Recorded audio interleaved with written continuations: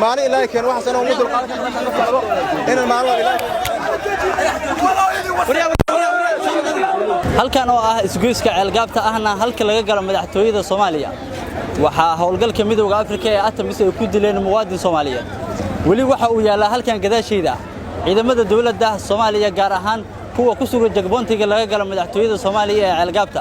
ayaa halkan ku celiyay ciidamada howlgalka midowga Afrika ee ATMIS kuwa saaka dilka ka geysay isgoyska ceelgaabta ee Muqdisho wali mid kuwa uu yaalaa waxaana halkan isku soo baxay dadyo fara badan oo ka careysan dilka loo geysay maalin kasta muwaadiniinta Soomaaliyeed iyadoona dadkani ay dalbadeen in cadaaladda la marsiiyo shakhsi walba oo dhibaato u geystay maadaama dadku ay yihiin kuwa korka imaada oo aan u dhalan Soomaaliya waddankan cadaalad wax la dhaho ma jirto nin walba wuxuu rabaa waddankan inuu qalalaas iyo foodo u ka dhacsho dhalinyartana markaan waxa diyaar la nahay hadda Amisom ahaado ciidan Soomaaliya ahaado nin ala ninkii dad ku xadgudbo diyaar la nahay in la dagaaltano wax walba ka imaado diyaar baa la nahay inuu dhiigeen iyo dhacankeena uu ka baxo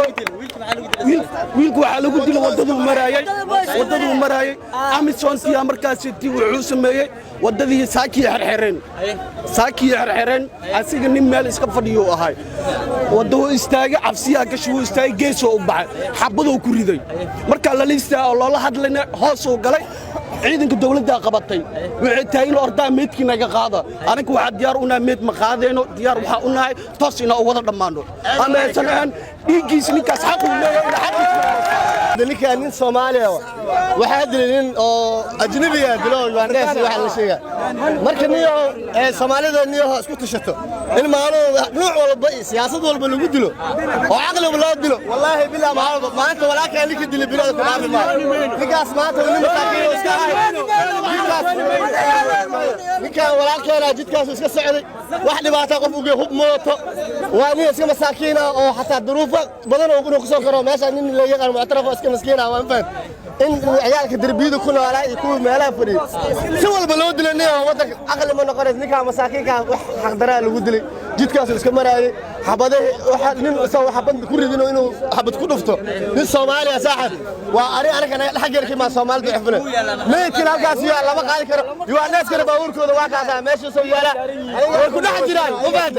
aniga Soomaaliya hadaan hal isku tashanayo maalba aniga hal nolol ma cunaayo xarna saxaw maali Ilaahay keeno dadka masaakiinta maali laakiin mar Amisom in disho iyo mar ciidamada dawladda in dilaan waxa uu dul qaadan karaan daraad waxaan ceelash waxa wanta ku sameeyeen maanta muwaadinka Soomaalida masaakiinka waxba aan galabsan wadada maray ayaa ayagoo jidka goynay mar dhishiga u dhintay madaxtooyada irideen tan ay tahay